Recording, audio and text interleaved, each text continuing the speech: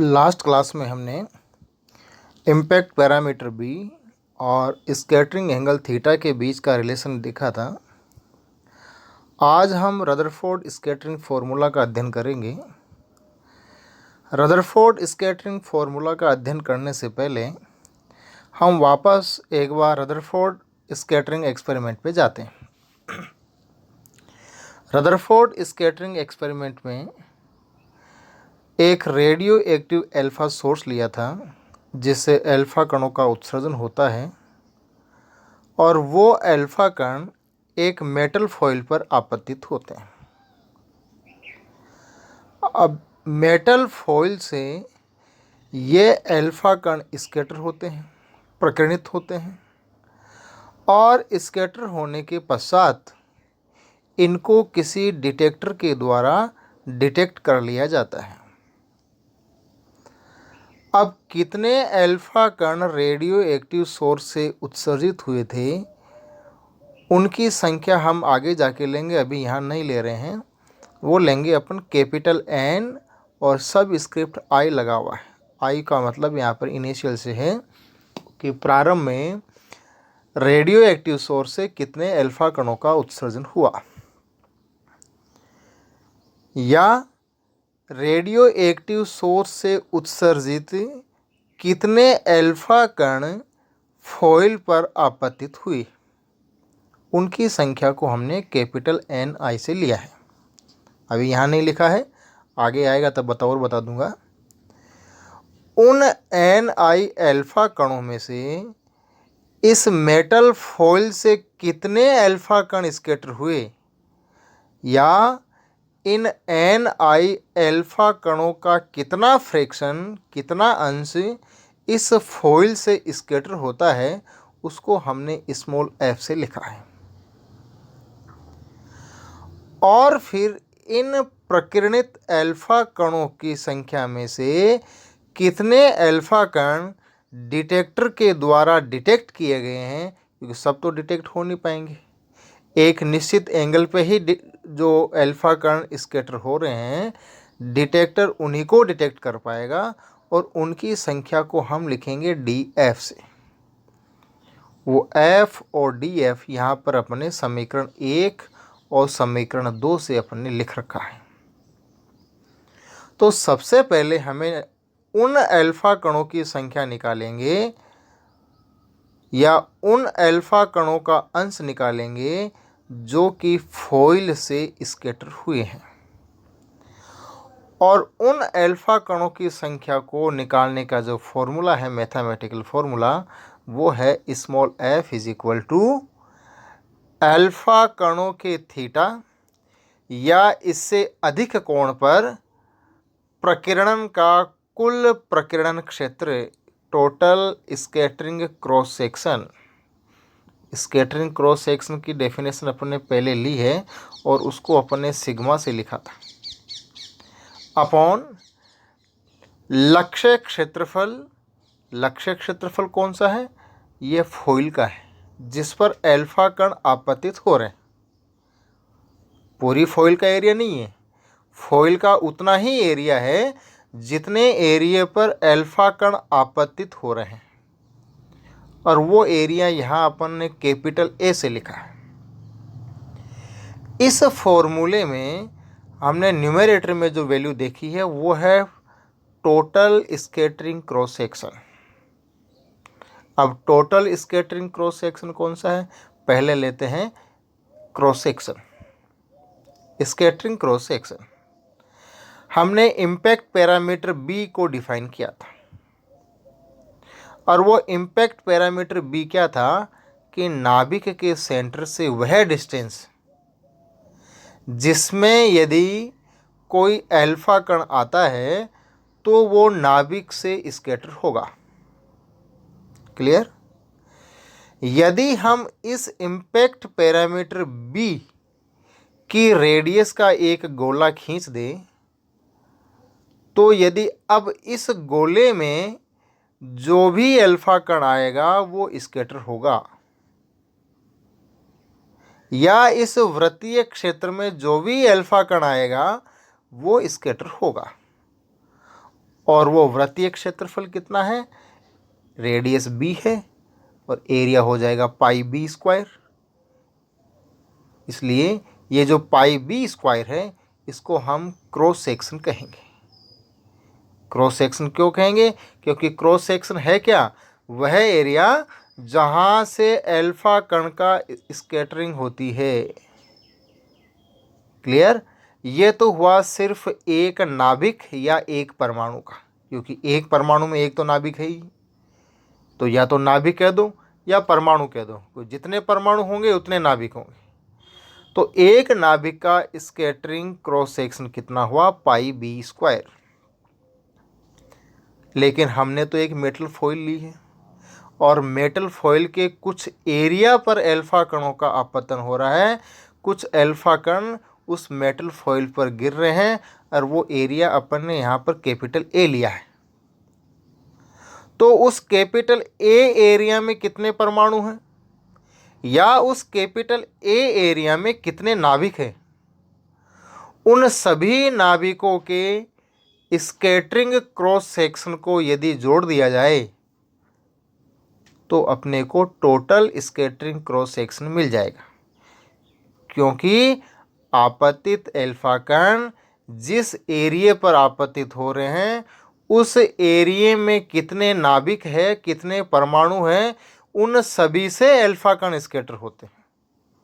इसलिए हमें उन सभी परमाणुओं का, कौन से, जो कैपिटल ए एरिया में है या वह एरिया जिस पर अल्फा कण आपतित हो रहे हैं, उन सभी का स्कैटरिंग क्रॉस सेक्शन निकालना पड़ेगा और उन सबको ऐड कर दें तो अपने को टोटल स्कैटरिंग क्रॉस सेक्शन मिल जाएगा। अब ये टोटल स्कैटरिंग क्रॉस सेक्शन निकालने का जो अपने मेथड यूज में लिया है वो ये लिया है कि अपने को ये पता है कि एक परमाणु या एक नाभिक का स्कैटरिंग क्रॉस सेक्शन कितना है, वो sigma is equal to pi B square है, एक का। तो यदि इस कैपिटल ए एरिया में, फॉइल के कैपिटल ए एरिया में कितने परमाणु या नाभिक है उनकी संख्या हमें मिल जाए तो उस संख्या को हम एक नाभिक के स्कैटरिंग क्रॉस सेक्शन से मल्टीप्लाई कर देंगे तो हमें टोटल स्कैटरिंग क्रॉस सेक्शन मिल जाएगा। और वो संख्या निकालने के लिए हमने यह माना कि जो हमने फॉइल ली है उस फॉइल के एकांक आयतन में, पर यूनिट वॉल्यूम एकांक आयतन में परमाणुओं की संख्या या नाभिकों की संख्या स्मॉल n है। यदि इस मेटल फॉइल की मोटाई t है, एरिया को नहीं ले रहा हूं अभी, सिर्फ मोटाई को ले रहा हूं, यदि इसकी मोटाई t है तो इस फॉइल के एकांक क्षेत्रफल में कितने परमाणु या नाभिक रहेंगे, पहले अपन ने एकांक आयतन में निकाले, अब हम निकाल रहे हैं एकांक क्षेत्रफल में। और एकांक क्षेत्रफल में परमाणुओं या नाभिकों की संख्या निकालने के लिए हम इस मोटाई t को स्मॉल n से मल्टीप्लाई कर देंगे तो जो संख्या आएगी वो आएगी कि फॉइल के एकांक क्षेत्रफल में परमाणुओं या नाभिकों की संख्या होगी n इंटू टी। ये किस में है, फॉइल के एकांक क्षेत्रफल में। चूंकि फॉइल का एरिया कितना है टोटल जो हमने लिया है जिस पर अल्फा कण आपतित हो रहे हैं वो है कैपिटल ए। यदि एकांक एरिया में, एकांक क्षेत्रफल में परमाणुओं या नाभिकों की संख्या n इंटू टी है तो ए एरिया में कितनी रहेगी, तुम एन टी को मल्टीप्लाई कर दो ए से, टोटल एरिया से। तो ए एरिया में परमाणुओं या नाभिकों की संख्या आएगी एन टी इंटू ए। ये अपन ने टोटल परमाणुओं और नाभिकों की संख्या निकाल ली जो किसमें है, मेटल फॉइल के ए एरिया में। अब हमें पता है कि एक परमाणु या एक नाभिक का स्कैटरिंग क्रॉस सेक्शन सिग्मा है। तो एन टी इंटू ए परमाणुओं या नाभिकों का कितना होगा, मल्टीप्लाई बाई सिग्मा। तो सिग्मा से मल्टीप्लाई करने के बाद टोटल स्कैटरिंग क्रॉस सेक्शन की वैल्यू आती है is equal to N T A into sigma. Total scattering cross section मिल गया। वह एरिया जिस पर अल्फा कण आपतित हो रहे हैं वो संख्या हमें पता है कि वो कैपिटल ए है। यह दोनों वैल्यू जब हम फ्रैक्शन के फॉर्मूले में रखते हैं कि आपतित अल्फा कणों का कितना फ्रैक्शन, कितना अंश स्कैटर होता है, उसके फॉर्मूले में यदि रखें तो वैल्यू अपने को आती है समीकरण नंबर 1, इक्वेशन फर्स्ट। ये तो एफ कौन सी संख्या है कि आपतित अल्फा कणों का कितना फ्रैक्शन, कितना अंश एंगल थीटा या उससे अधिक एंगल पर प्रकीर्णित हुए हैं, स्कैटर हुए हैं। वही एंगल थीटा या उससे अधिक एंगल पर प्रकीर्णित अल्फा कणों का अंश है, फ्रैक्शन है।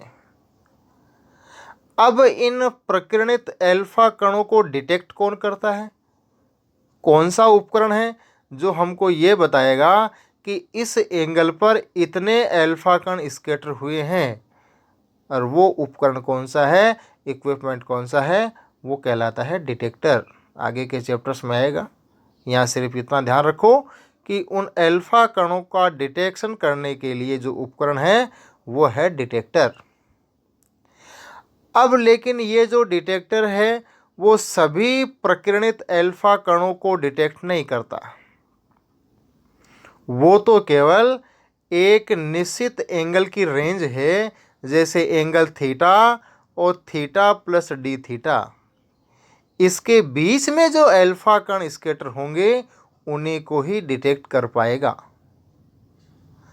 अब यदि हम उन स्कैटर कण अल्फा कणों की संख्या निकालें जो कि एंगल थीटा और थीटा प्लस डी थीटा के मध्य स्कैटर हो रहे हैं, तो उन अल्फा कणों की संख्या को निकालने का मेथड क्या है कि समीकरण 1 का अवकलन कर दो, और वो समीकरण 1 का अवकलन करने पर समीकरण मिलती है अपने को 2, इक्वेशन नंबर 2, जहाँ D F is equal to आगे कुछ इक्वेशन लिखी है। ये जो वैल्यू है वो है कि एंगल थीटा और थीटा प्लस डी थीटा के बीच में जो अल्फा कण स्कैटर हुए हैं उन अल्फा कणों की संख्या है, किसके द्वारा डिटेक्ट की गई है, डिटेक्टर के द्वारा। क्लियर। आगे अगर बढ़े हम, ये जैसे यहाँ पर एक बिल्कुल क्लियर चित्र दिया है, फिगर दिया है, एन आई अल्फा कण रेडियो एक्टिव सोर्स से उत्सर्जित होकर के फॉइल पर आपतित हो रहे हैं। इस फॉइल से एंगल थीटा या उससे अधिक एंगल पर प्रकीर्णित अल्फा कणों का अंश जो है वो स्मॉल एफ से लिखा हुआ है। इन प्रकीर्णित अल्फा कणों में से वो अल्फा कण जो एंगल थीटा और थीटा प्लस डी थीटा के बीच में स्कैटर हुए हैं उनको किसी डिटेक्टर के द्वारा डिटेक्ट किया गया है। अब ध्यान रखिए, डिटेक्टर जो है यदि अल्फा कणों का डिटेक्ट कर रहा है तो ये मानिए कि ये अल्फा कण डिटेक्टर पर आपतित हो रहे हैं जिनको वो डिटेक्ट कर रहा है। अब यदि हम यहाँ पर ये मान लें कि जो डिटेक्टर अपन ने माना है, जो अल्फा कणों की संख्या को गिन रहा है, अल्फा कणों को डिटेक्ट कर रहा है, वो एक स्क्रीन है, वो एक पर्दा है। अब आगे हम डिटेक्टर की जगह सिर्फ स्क्रीन लेंगे और ये मान लें कि ये डिटेक्टर या स्क्रीन फॉइल से आर डिस्टेंस पर स्थित है। चूंकि डिटेक्टर का काम क्या था कि डिटेक्टर क्या काम करता है कि ये एंगल थीटा व थीटा प्लस डी थीटा के बीच में स्कैटर्ड अल्फा कणों की संख्या को डिटेक्ट करता है। तो अगर इस एंगल वेरिएशन को अपन चारों तरफ घुमा दें, स्क्रीन पे घुमा दें, तो स्क्रीन के ऊपर जो शेप बनेगी वो शेप बनेगी एन्युलर जोन की, वृत्तीय कटिबंध की। अर्थात स्क्रीन का वह एरिया जिस पर ये अल्फा कण स्कैटर होकर के इस पर आपतित होते हैं, वो एरिया किसका होगा? इस एन्युलर जोन का होगा, इस वृत्तीय जोन का होगा। अब वो एरिया कितना है, और वो एरिया इस वृत्तीय जोन का निकालना पड़ेगा अपने को। तो पहले इस वृत्तीय जोन की रेडियस क्या है, वो रेडियस कैलकुलेट करें तो वो आती है स्मॉल r साइन थीटा, और इसकी मोटाई आती है r d थीटा। तो इस अगर सर्कुलर जोन का अगर एरिया निकाले तो वो एरिया आएगा, इसकी परिधि 2 पाई इंटू रेडियस कितनी है r साइन थीटा, इंटू इसकी मोटाई कितनी है वो है r d थीटा।